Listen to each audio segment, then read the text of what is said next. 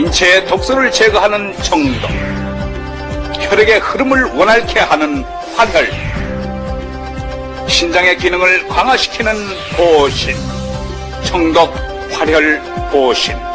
이것이 건강한 삶의 비결이다. 신장은 생명의 뿌리라고 불린다.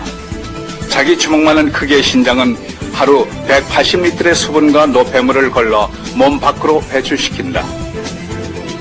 신장에서 만들어진 소변은 요관을 통해 방광에 모이고, 방광에 모인 소변은 요도를 통해 몸 밖으로 나오게 된다.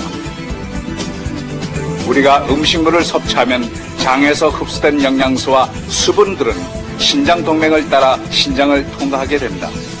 이때 단백이나 몸에 필요한 성분들은 신장에서 걸러지지 않고 몸으로 재흡수되어 에너지원으로 사용되고, 몸에 필요 없는 노폐물만 소변으로 배출된다.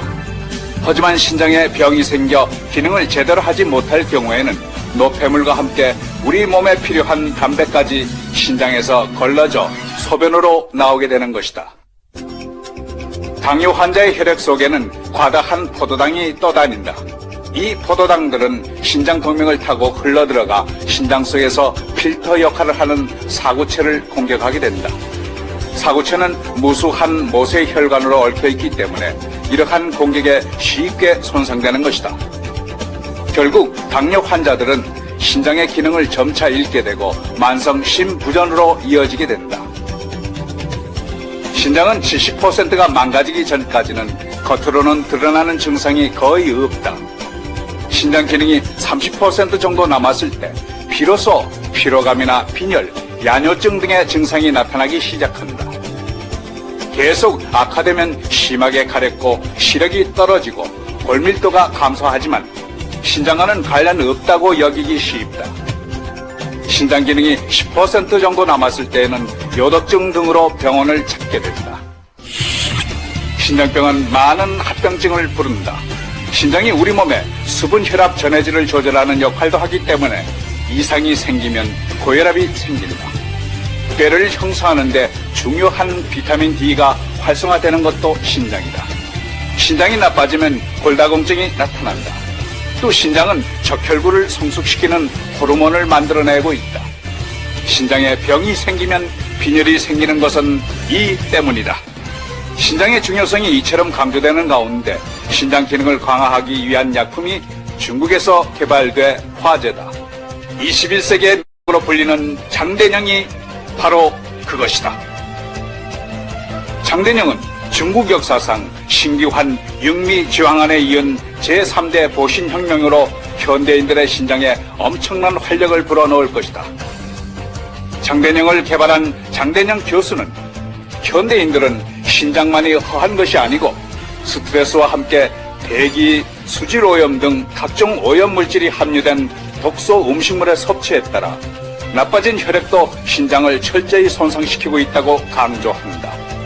장 교수는 이처럼 나빠진 신장 기능 강화를 위해 체내의 독소를 제거하는 청독, 피의 흐름을 원활케 하는 활혈, 신장 기능을 강화시키는 보신, 이 세 가지를 결합시켜 신장병을 는 독창적인 방법을 개발하였다.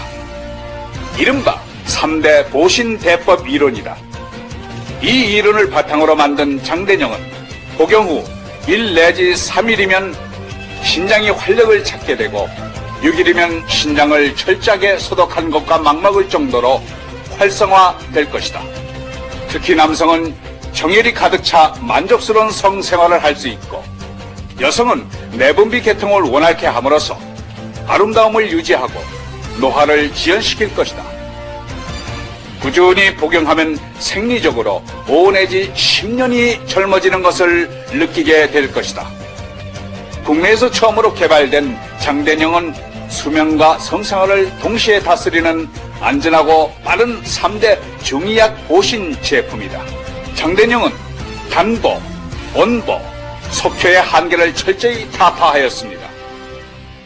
세계적인 보신 제품은 3세기 동한시대 장준경의 신기환과 11세기 송대 전율의 육미 지황환이었다.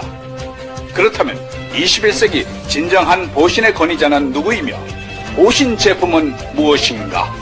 그것은 바로 중국의 최고 명의 장대영 교수가 개발한 보온과 강신이다.